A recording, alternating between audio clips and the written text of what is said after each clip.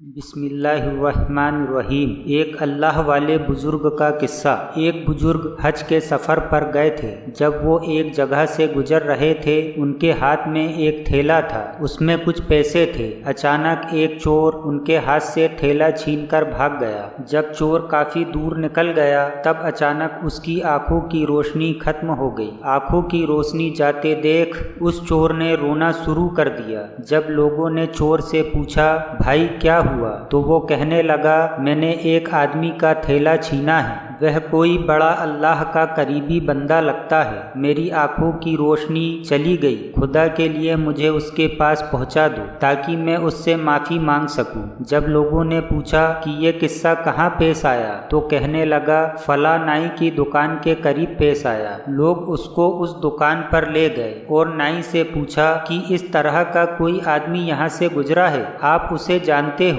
اس نے کہا، مجھے اس کا گھر تو پتہ نہیں، ہاں مگر نماز کے لیے وہ آتے جاتے رہتے ہیں، اگلی نماز کے لیے پھر آئیں گے۔ یہ لوگ انتظار میں بیٹھ گئے۔ وہ بزرگ اپنے وقت پر تشریف لائے۔ لوگ اس چور کو ان کے پاس لے گئے تو اس چور نے جا کر ان کے پاؤں پکڑ لیے کہ مجھ سے غلطی ہو گئی، گناہ ہو گیا، شرمندہ ہوں، میری آنکھوں کی روشنی چھن گئی، آپ اپنے پیسے واپس لے لیجئے اور مجھے معاف کر دیجئے تاکہ اللہ تعالیٰ میری آنکھیں ٹھیک کر دے۔ وہ بزرگ کہنے لگے کہ میں نے تو تجھے پہلے ہی معاف کر دیا۔ یہ سن کر چور بڑا حیران ہوا، کہنے لگا، حضرت میں تو آپ کا تھیلا چھین کر بھاگا اور آپ کہتے ہیں کہ معافی مانگنے سے پہلے ہی معاف کر دیا۔ وہ فرمانے لگے، ہاں میرے دل میں کوئی بات آ گئی تھی۔ فرمانے لگے، میں نے ایک حدیث پڑھی جس میں نبی اکرم صلی اللہ علیہ وسلم نے فرمایا کہ قیامت کے دن جب میری امت کا حساب پیش کیا جائے گا